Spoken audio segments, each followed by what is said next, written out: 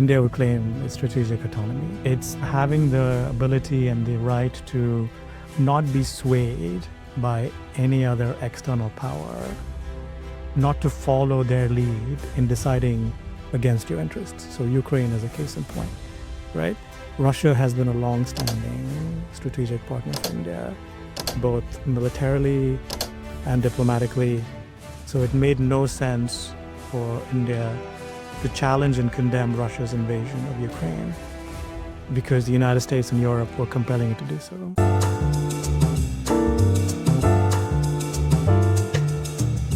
Today, I'm joined by Dr. Karthik Nachiappan. He is a fellow at the Institute of South Asian Studies at the National University of Singapore. His research expertise and focus is on India foreign policy, focused on geoeconomic issues. It is my extreme privilege to welcome him on the show. Prof. Nachiappan, thank you for coming on. Thank you for the invitation. India wears many hats today. It's what some might say the largest democracy in the world. It's a rising superpower, but it's also a very complex political animal, I guess. The question I have is, how should Southeast Asians understand India from being its neighbor? That's a great question to start off with, and a very hard one. So historically, India and Southeast Asia have had deep links. There was a lot of migration from India to Southeast Asia and Southeast Asia to India. Economically, culturally, politically, there are deep linkages between Southeast Asia and India. If you look at the northeastern part of India, it's connected to Southeast Asia. So connectivity is a big aspect of how India has chosen to deal with Southeast Asia. But if you look at the broader story of India and Southeast Asia, though, it's I would say it's one of high expectations, but that's not been met by outcomes, right? And the story that I think people have, like me living here in Singapore, have always kind of struggled with is how can India do more in Southeast Asia? Given its size, its scale, its potential, its deep history, its international profile, its power, what can India do to meet or fulfill the obligations that a lot of Southeast Asian countries have? And I think for various reasons, I think India has not really met that obligation, that expectations. I think part of it is to do with the fact that, look, India is a big country. India has big challenges. So domestically, the government has to deal with that initially before looking outward, right? So that's always been a problem. I think second, especially over the last 20, 30 years, I think Southeast Asia is integrated deeply with China, right? And whether it's economically and in other ways, this is a region that's in many ways much closer to China than it is to any other power in the world, right? And I think the space that India would occupy or would hope to occupy, that I think is being covered by China. So it's always fighting for more space here in Southeast Asia. And thirdly, there have been some initiatives. I mean, there was a lot of connectivity initiatives, especially from the Indian Northeast to, say, Thailand, Myanmar, that part of the region where there were some projects, infrastructure projects, which could connect both India and Southeast Asia, whether it's roads, highways, ports. Some of those projects haven't really come to fruition for various reasons, right? So trade has lagged, and the other issue is, in terms of security cooperation. I think, again, India, given its neighborhood, given the challenges that it faces in its neighborhood, in the subcontinent, it has had to deal with that. It has had to deal with China and Southeast Asia. It's had to deal with Pakistan. So I think that's in some ways has also constrained India from playing a much larger role in Southeast Asia security-wise. But I think a lot of that is changing. Because I think after a long time, India realized that it has a lot of equities in Southeast Asia that it can use to build its profile, to build its economy, to work much closely with certain Southeast Asian countries that have concerns with China, for example. India is also looking for more investment, more capital to drive its economic transformation. So there is convergence now, and there are a lot more opportunities for India and Southeast Asia to do more. When Prime Minister Modi came into power, he introduced a policy called the Act East policy, which was for India to do much more in Southeast Asia, whether it's through connectivity, trade, investment, security, technology. And I think there's interest, there's much more of an opening. I think what needs to happen now is the follow through. It's execution, and there is hope because some Southeast Asian countries are also worried about China. They're worried about the U.S. and they see that in India that could play a constructive role in a competitive, contentious region. Um, so things could be changing. I think they are. There are many ways in which India could help Southeast Asia more, and there are ways in which Southeast Asia can help India more. Yeah. The proof is going to be in the pudding now. If you could, give me a sense of your understanding of what India's core interests are, be it on the international stage or at home domestically. So I would say three main interests. First is the preservation of sovereignty, the protection of sovereignty and India's territorial integrity. And India, as I just mentioned, has faced challenges on its borders over the last 75 years as an independent nation. It's faced challenges with respect to Pakistan, with whom it's fought 4 wars, with China on the other side of the border, again, with whom it's gone to war. And there have been a lot of skirmishes and conflicts over the last few years.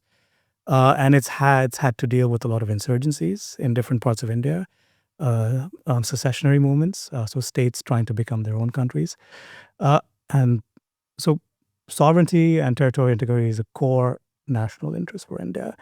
And it tries to protect it by modernizing its defense capabilities, by investing in an army, navy, internal security, and counterterrorism.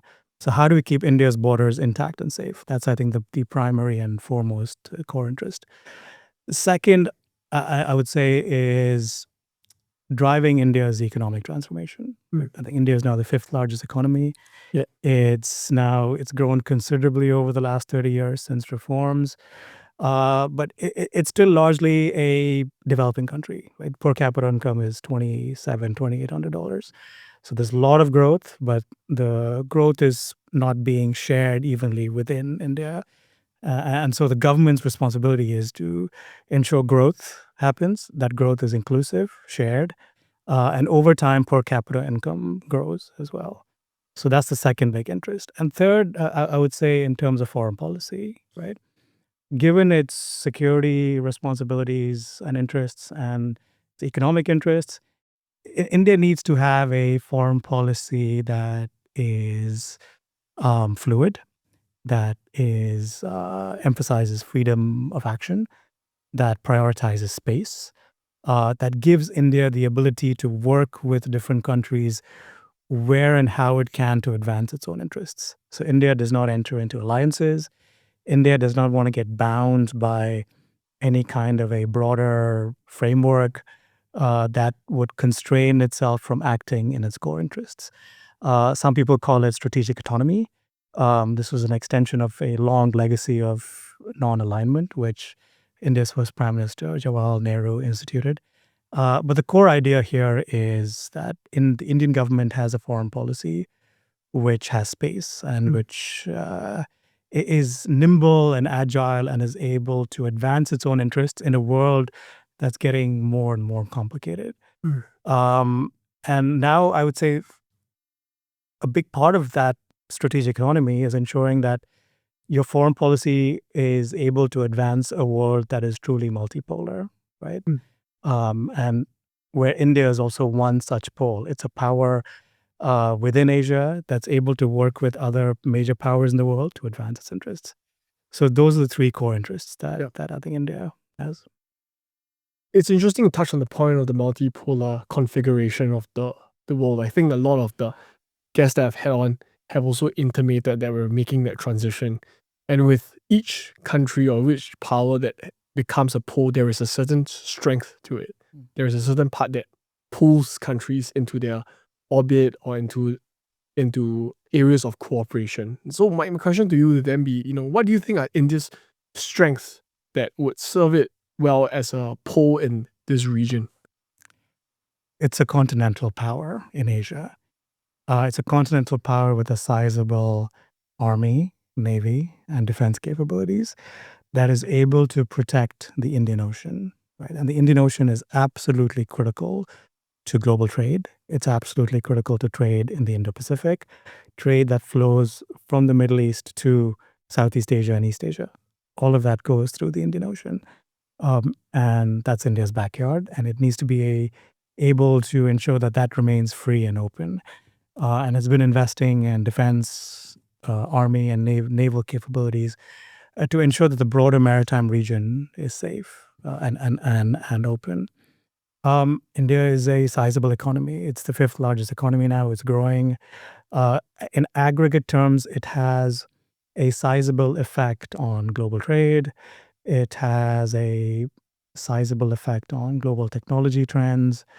It wants more investment to flow into India for various reasons as different industries and sectors grow. And this government, especially the Modi government, has been trying to champion an India that's open for investment and that's fundamentally focused on economic growth over the long term. So that's an advantage. That's a strength. Um, and in terms of foreign policy, I would say, look, that I think India has always punched above its weight at international organizations in terms of international politics, at championing certain ideas and norms that defend and protect the interests of developing countries, right? It's done that at the UN for over 50 years, for over 75 years. And I think it's continuing to do that to ensure that a lot of countries in the global south, their interests are protected, their ideas are voiced, especially as rules and norms are made around issues like climate, technology, maritime security, so on and so forth. So in many ways, India, I think, is an important country. It's an important power in Asia. For a lot of Western countries now, they see India as a counterweight to China. Yeah. Right? They see India as a country, as a democracy, as a power that they have to invest in to balance China. They're worried about an Asia that's falling under Chinese dominance, and they see investing and banking on India's long-term growth and its potential as the best way to challenge that. Yeah. And I think for them, India is a long-term bet. It's a bet that um, a lot of American administrations have considerably invested in. It's a bet that the EU is now really focused on as it's facing trouble from both China and the United States. And I think even from Southeast Asia, India is a country, is a large, as I said, sizable country that they can bring into the fold to ensure that a balance exists in this part of the world. Yeah. There's a point that you made earlier about India being a champion of the global south or developing countries. In your book, Can India Negotiate? You kind of point out that there is a perception that India is being obstructionist in from perspectives of other countries or maybe the developed countries. And you point out that that could be wrong, or maybe that's a misperception. At international negotiations, countries have to defend their interests, right? And if the rules that are being negotiated at different forums and different multilateral settings, if they are not meaningfully advancing the interests of that particular country, then the negotiators have a responsibility to say no, to resist some aspects of that rulemaking, and to somehow influence the actual negotiations to fit their own interests. And this is what India has done for over 75 years. And from an Indian perspective, what they are doing is defending and protecting their own interests at those negotiations to ensure that international rules, international treaties does not in any way constrain India's ability to protect its borders, its territory, its security, and does not affect India's ability to grow and develop over time, right? But that occasionally also does mean that India might not sign on to certain rules, or it might object or resist to ensure that, again, the rules broadly fit what India's interests are and what they want it to be. From the position of other countries, this can be seen as obstructionist. This can be seen as India playing a being a veto player, trying to delay, trying to stall negotiations at these international forums. A case in point is trade, for example, at the WTO and GATT and World Trade negotiations over time.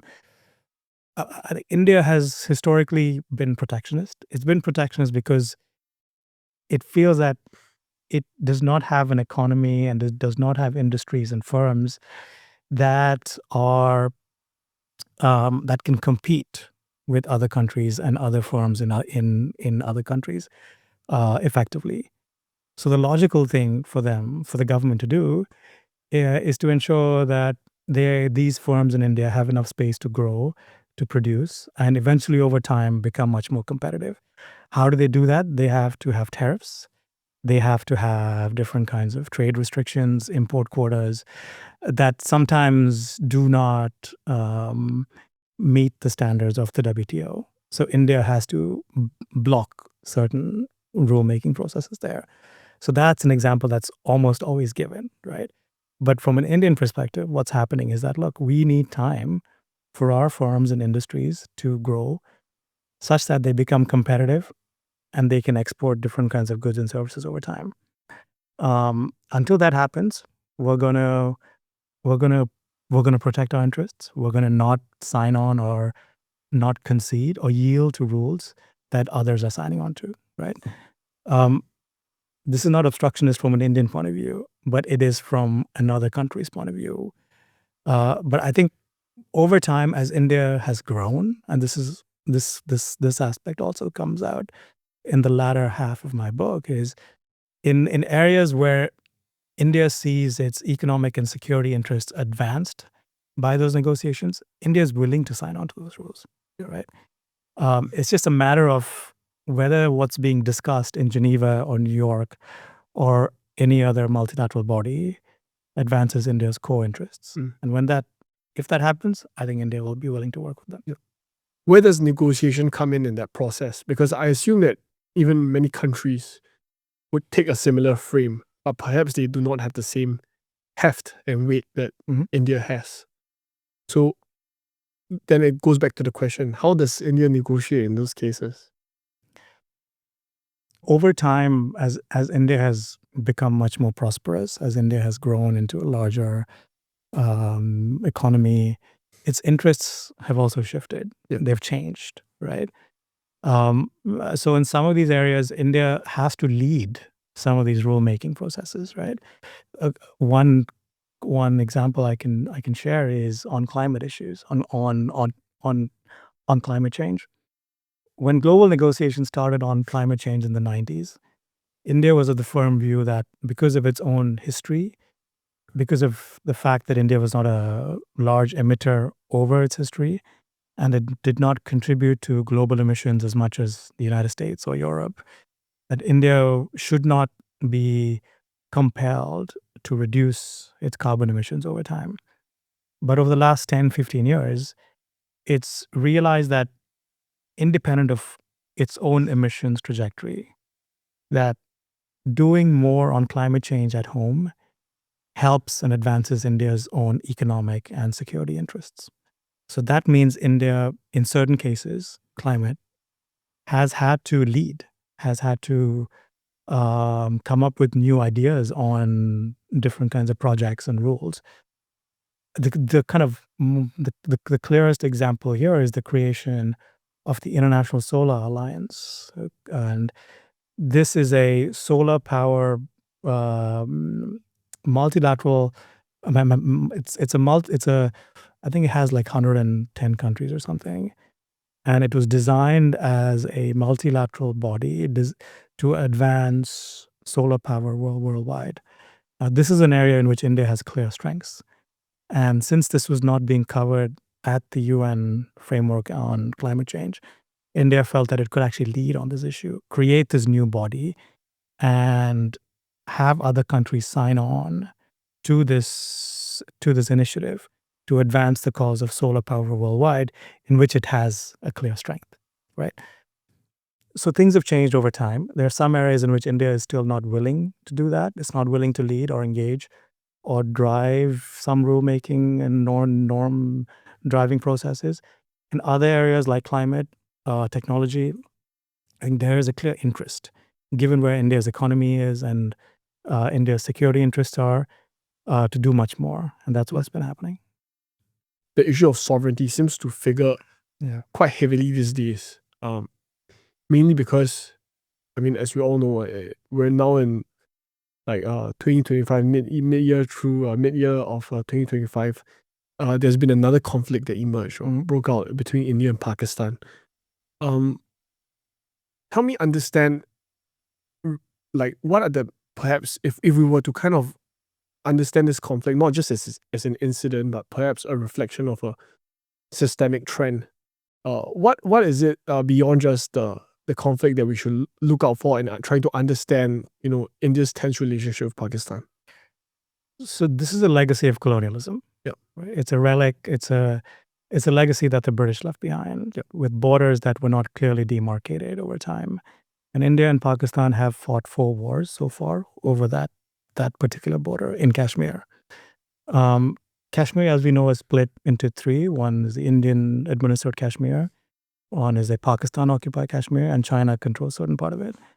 I think when 5 years ago, the Modi government removed that special provision allotted to Kashmir through Article 370, which essentially made it a state within the Union of India.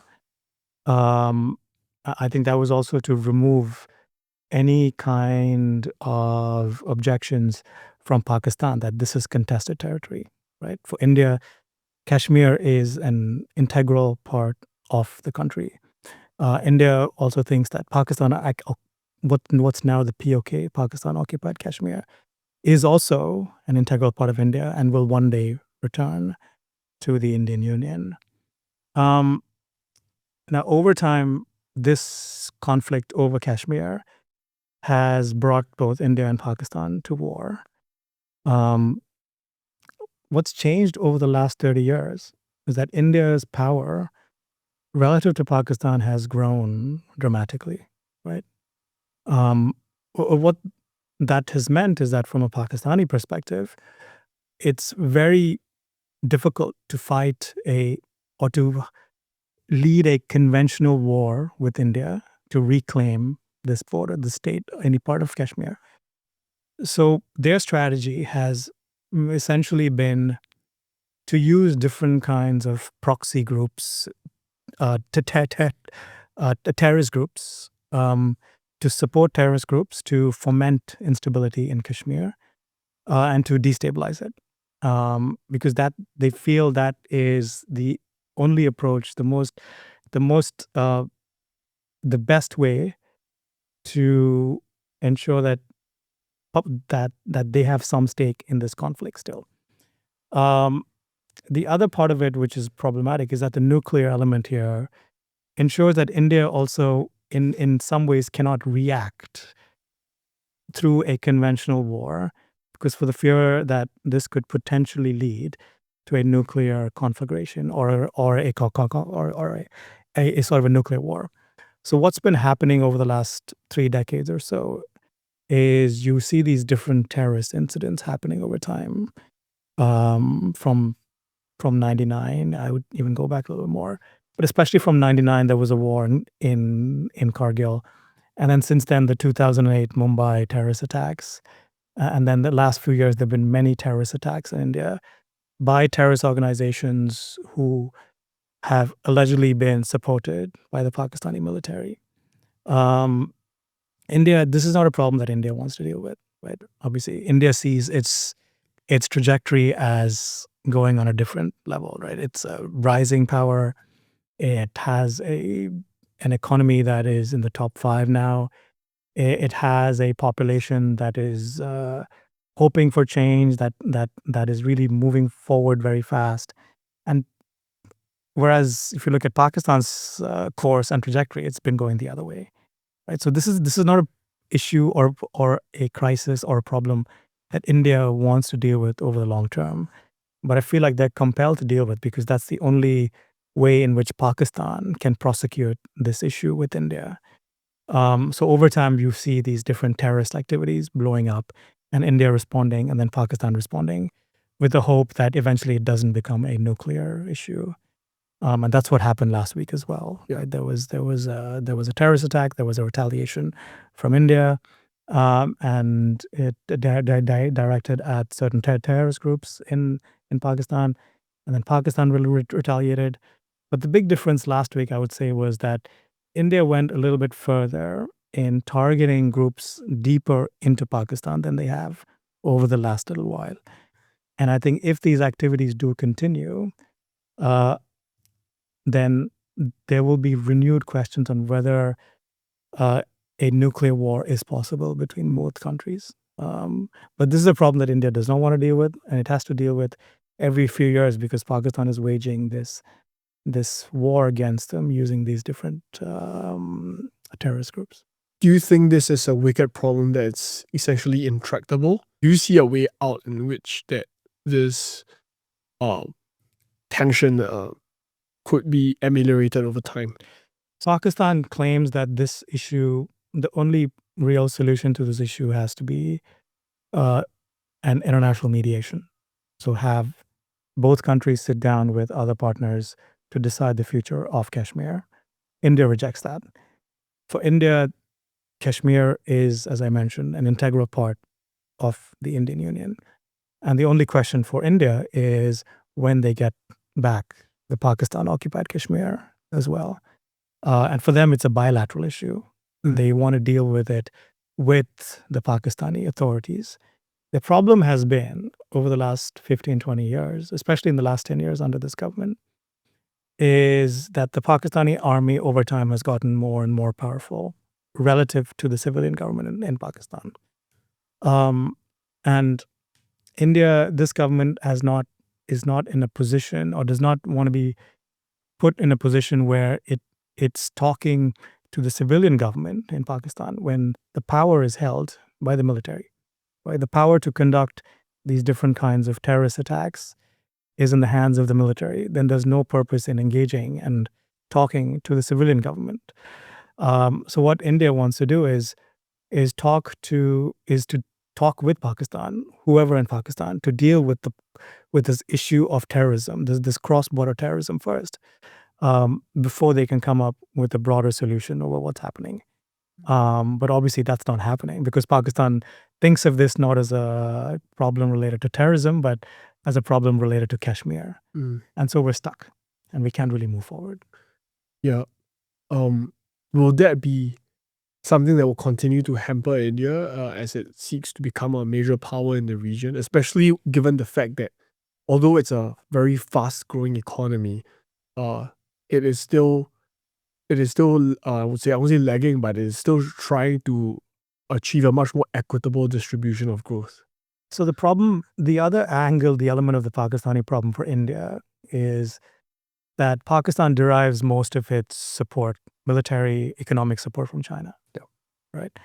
And this is something that India is aware of. This is a reality.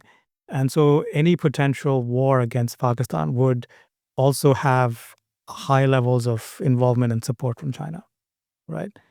And when you put Pakistan and China together as one unit, then I think it limits the kinds of options that India has to deal and address this problem, right?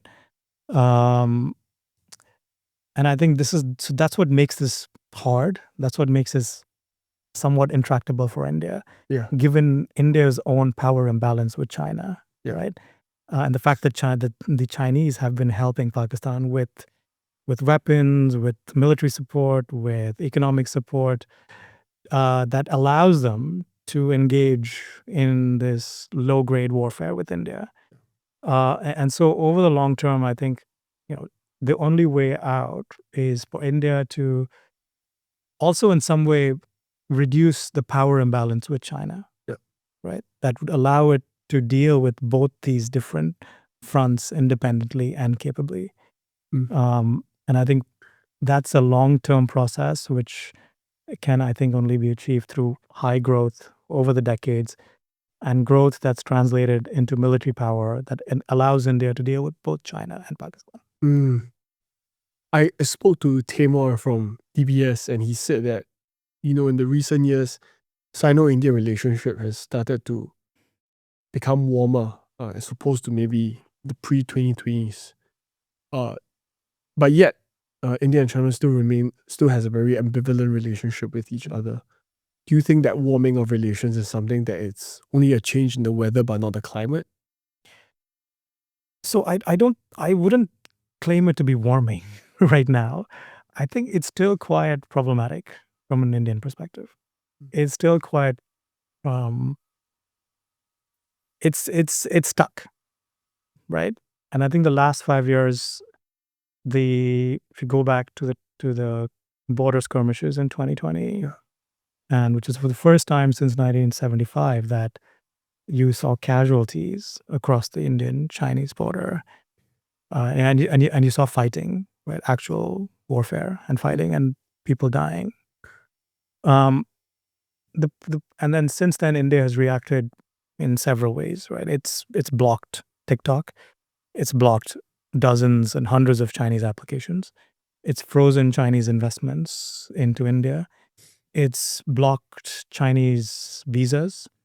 It's so the response, a big part of the response has been economic, right? Because trade still continues to grow, and over the last 5 years, even as hostilities and even as the kind of political and security relationship has deteriorated, trade has gone up. Trade has continued to grow, and right now it's a major imbalance against India. So the challenge for India, I think, over the long term with China is going to be, how do we reduce our dependence economically while at the same time building up our security and defense capabilities to deal with China's what it looks like military size and presence right now, right? And I think over the last 10, 15 years, that power imbalance has grown in against India's favor. I think right now I think China is 4 times as large as India economically. Military spending, it's way more than India. It has a lot more influence in Southeast Asia, in South Asia, in Pakistan, and in dealing with other countries that are also that have some sway over India. So this is a strategic challenge for the long term, right? I think what you've seen over the last 6 months is that as India realized that it needs to grow its exports, it needs to trade more, that would mean importing more raw materials and goods and commodities from China to enable India to export more. Yeah. So you see cooling, you see warming. You see warming in some areas of economic engagement because I think that helps and serves India's interest right now. But it will continue to do that while building its defense capabilities, while building its military and naval capabilities, and while working with the US, while working with Japan, with Australia, with other countries in Southeast Asia that have similar concerns with China. And I think there's going to be a heavy dose of both cooperation on the economic side and competition on the military side. Yeah, perhaps India is probably the most strategically ambiguous power that people know, because at the one hand, yes, you point out that they have very close ties with the US, but at the same time, even with, for example, the war in Ukraine, India remains close to Russia. And there is this ambiguity, strategic ambiguity that it purposefully embraces. What you said as strategic ambiguity, India would claim it's strategic autonomy, right? It's having the ability and the right to not be swayed by any other external power, not to follow their lead in deciding against your interests. So Ukraine is a case in point, right? Russia has been a long-standing strategic partner for India, both militarily and diplomatically. So it made no sense for India to challenge and condemn Russia's invasion of Ukraine because the United States and Europe were compelling it to do so. I think India sees a lot of value in the Russia relationship because of the challenge it faces from China. it needs an independent and autonomous Russia to deal with China, right? And I think there are interests which are compelling India to be much more independent, right, in determining some of these choices to what's happening in the international system, like Ukraine, right? Um, but that creates complications which it has to deal with over time, right? And going back to my initial comment about having the space and the freedom to do that is absolutely fundamental, given India's own interests. There is indeed a desire to grow economically and to, perhaps compensate for the asymmetry that it sees with China, for example, in terms of its economy. What are some of the structural problems that you see that, India needs to overcome? So India's long-term problem, a lot of its long-term strategic issues and challenges can be addressed through sustained economic growth, right? There was an Indian thinker who once said that the best foreign policy is 8% growth, right? Growth opens up a lot of different options diplomatically. Growth opens up doors for India to work with partners in other parts of the world. Growth opens up options for India to finance its military and defense to deal with threats and risks that it faces, right? But that growth over time has been difficult, right, for India. And I think the long-term strategic challenge for India is to ensure that its economic growth remains inclusive, shared, which means that its per capita income, which is very low right now, considerably increases over time, and that the growth is not jobless, as you've seen over the last 5-10 years, but in fact, all of India is part of India's own growth story. The biggest economic challenge that India faces right now is trying to come up with, trying to come up with a viable strategy for manufacturing, right? Hundreds of millions of people who are currently in that middle layer of Indian society could be absorbed into manufacturing if there was a viable, sound, and thriving manufacturing sector, which there isn't. Right.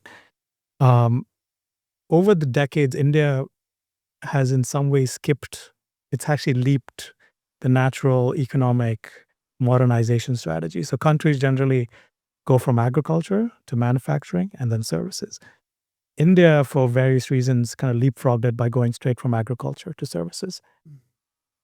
So its services industry, which has been holding and driving its growth for the last 15, 20 years, still contributes about 50% of India's GDP while absorbing only 5% of its population.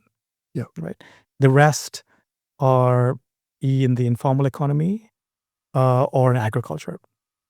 Now, the challenge for this government and for most Indian governments has been, how do we absorb that massive labor, right? That to create a viable and thriving manufacturing industry that can export over time, much like what's happened in Southeast Asia, much like what happened in China and what's happening now in Vietnam and Bangladesh. But for various reasons, that hasn't happened. And I think this government, through various policies, incentives, is trying to revive manufacturing. And I think that's the big question, economic question, which could pay strategic dividends over time if India's growth continues to be 8 to 10% over the next decade, which is what it requires to not just thrive economically, but deal with its different strategic challenges. What are the bottlenecks that you think that has prevented India to industrialize itself, maybe not to the extent of China, but for example, to become a sizable industrial or manufacturing economy? So the biggest blind spot, I think, for most governments over the last 25 years, Indian governments, has been a lack of focus on two areas: health and education. Spending on health and education has largely not increased over that time period. But instead, what the government has done is, especially what this government has done, is make massive investments in improving infrastructure. So if you go to India now, the roads are much better than they've ever been. Ports, highways, airports.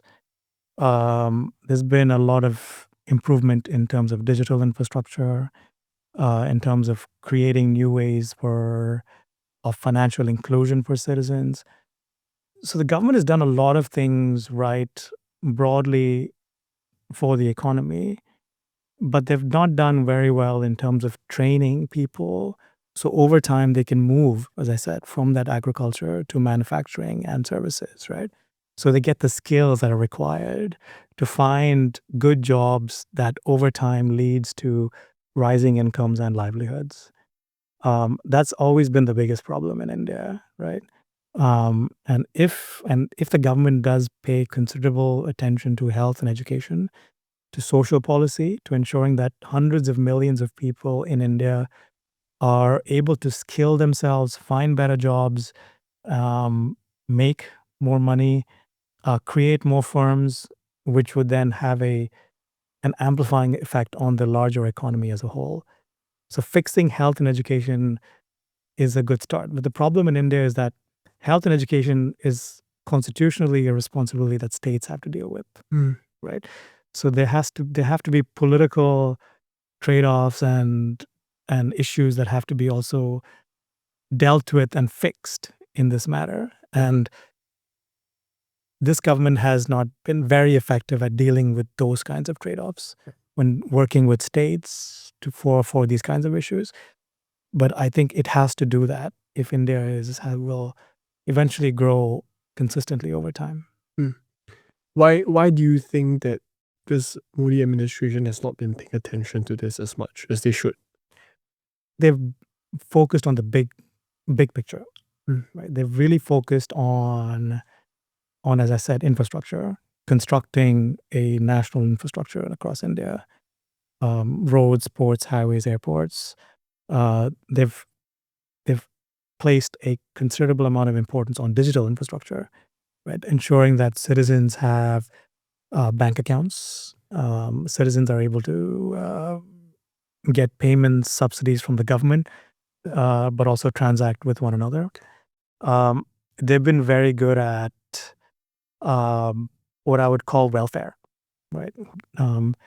Again, ensuring that people have access to subsidies, I mean, access to energy, gas cylinders, toilets. So a lot of these things which people need, especially the poorest people, they've been very good at these kinds of things. But social policy, as I mentioned, it requires working with states across the country, and there are 28 states in India with different linguistic, cultural, economic, social backgrounds, uh, and it's not always easy to work with states that are also governed by parties that are not from your own party, right? Um, I would say for various reasons, this government has not been much more open to working with other parties. That's what it's going to require because India is a federal system. India is a federal system which is governed by many different parties and many different parties that control states who have massive powers on social policy, which you're going to have to eventually address to deal with India's structural gaps in its system. Um, that's a long-term challenge, not just for this government, but for any government that comes after it. If I go back earlier to your earliest point, which you made, which is that Singapore, not just Singapore, in Southeast Asia and India, relationship has been characterized by with great promise and yet a sort of under delivery. My question to you would then be, if we were to look ahead in the coming few years or decades, where are the areas of frontiers for growth where Southeast Asia and India could collaborate on that would create win-win outcomes for both sides or both parties? I think that's a big priority for this government. This government is looking to make strategic partnerships, not just with countries in Southeast Asia, but other parts of the world. As I mentioned, with Europe, with other countries that are in the Middle East, in South America. If you come back to Southeast Asia, maybe I'll start with Singapore first. I think Singapore historically has been India's pathway to Southeast Asia, right? It's through Singapore that India has come to understand Southeast Asia over the last 20 years. How it runs, who operates, who thrives, how these other countries are working within the ASEAN and independently. Singapore has been the vector through which India has approached and dealt with Southeast Asia. And I think that will remain the case, right? Singapore is India's most important strategic partner in Southeast Asia, especially economically. I think the last couple of years, a few years ago, Singapore was a top source of FDI into India, right? And that's astonishing given the population and the scale and Singapore's economy and India. But I think that goes to show the fact of Singapore's importance as a regional investment and trading hub, and where India fits into that larger picture, especially as China becomes much more powerful in Southeast Asia. If you look with Singapore, I think there are a lot of opportunities in terms of services. And I think both governments are focusing on that, right? Whether it's digital infrastructure, fintech, blockchain, quantum computing, artificial intelligence, semiconductors, aviation, health, climate. I think green technologies. I think these are areas in which both Singaporean capital and technology can really make a difference in India. And the Indian market, the Indian economy gives Singapore another option to grow over the long term, besides what it has in China, in the US, and in other parts of Southeast Asia. India is a long-term promising economic answer to some of your issues, right? And I think over time, as the Indian economy grows, as the Indian economy becomes much more formalized, it will demand more investment. And Singapore has that. And Singapore has technology and expertise. So even in areas like urbanization, smart cities, India will look to tap a lot of expertise that lies in Singapore. So I think in the short to long to midterm, with the rate of growth in the Indian economy and how far the Indian economy is digitalizing, there's a lot of scope for Singapore. With some of the other Southeast Asian countries, I think it would depend on the size and nature of their economy and how they're willing to engage with India, right? I think Vietnam, for example, is competing with India in this quest to become a manufacturing hub, right? Yeah. But on the other hand, Vietnam is really interested in acquiring India's defense equipment. And India is becoming much more of a defense supplier for other countries in the region as it figures out how to produce arms for itself, right? So Vietnam and the Philippines, for example, both having to deal with different security challenges with China, are looking to India for arms, are looking to India for military support. Philippines received some missiles, I think, last year. Again, in this broader competition, India is playing different roles given its own capabilities and interests and how it can advance its interests and that of other countries in Southeast Asia. There are a lot of opportunities with Indonesia on the maritime security front, right? Because Indonesia and India share a broader maritime region and a space. And both are looking at ways in which how they can secure that, Yeah. whether it's to dealing with illegal fisheries, piracy, other kinds of maritime problems. That's bringing India and Indonesia together. And trade between India and Indonesia is actually growing too. I think it was about $45 billion last year. So I think India has the potential to, as I said, be a long-term market for Southeast Asian economies. For some countries, it's a defense partner. For other countries, it's an important maritime security partner. And I think India has to build these different partnerships and elements over time, and you're going to see much more attention from India because of that. I now come to my final question. If there was one piece of advice that you have to give to a fresh graduate, and I know this is veering off all deep and heavy conversation so far, but this is a podcast for the young people as well. What advice would you give? I would say just read. Spend lots of time reading, if you're interested in India, there's no better way of getting to know how the country is moving, changing, evolving, adapting by reading about India. And it also helps by traveling, right? I think travel opens you up to that particular country or region, and it complements reading very well. Whereas if you're really interested in kind of studying India or thinking about India and making that a career, uh, then I think reading does help, but using that reading to write as well. I think that's very, very important. Yeah. And the more you read, the more your mind processes and makes sense of what you're reading, and then you will think about questions that you're interested in, that you want to ask, and that you want to pursue intellectually. And over time, that exposes you to different different ideas, different ways of thinking about the world, just to make sense of whatever you're trying to understand better. So just, I know it's boring, it takes a lot of time, uh, but just sitting down and reading and thinking every day is probably the thing I do the most and the thing I recommend the most to young people. So if there was one book you have to recommend and one place that you have to go in India, where would it be? Wow, that's a hard question. In terms of books, there's so many great books, but the book that I always go back to understand India of today, modern India, is a book called The Idea of India by historian Sunil Kilnani.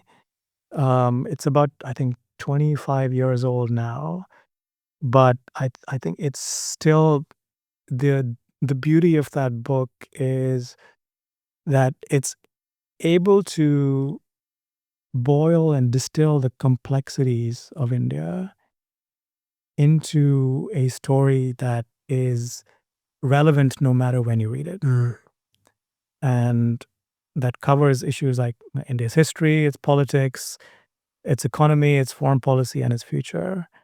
But I mean, I go back to that book every few years or so, and I still find it not just relevant, but appropriate to understand and explain where India is and where it's going.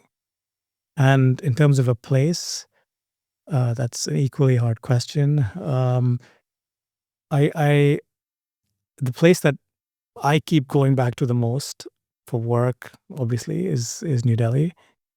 I still think it's the most fascinating city in India, not just because historically it was. I mean, there's so much of the past and the history that's still architecturally present in Delhi.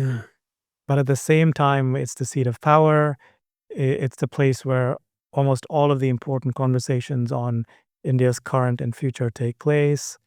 And it's the place where a lot of the important discussions and debates, like the one we've had today, occur. You can go anywhere in India. It's so diverse and it's so different. But just to get a real understanding of where India is right now and where it's going, I would say Delhi. All right, with that recommendation, Prof. Nachiappan, thank you for coming on. Thank you. Thank you for listening to today's episode. If you are watching this on YouTube, please consider subscribing and turning on notifications for whenever new episodes are out. If you're on Spotify or Apple, it would help us greatly if you could leave a 5-star review on those platforms. Once again, thank you for tuning in to the Front Row Podcast.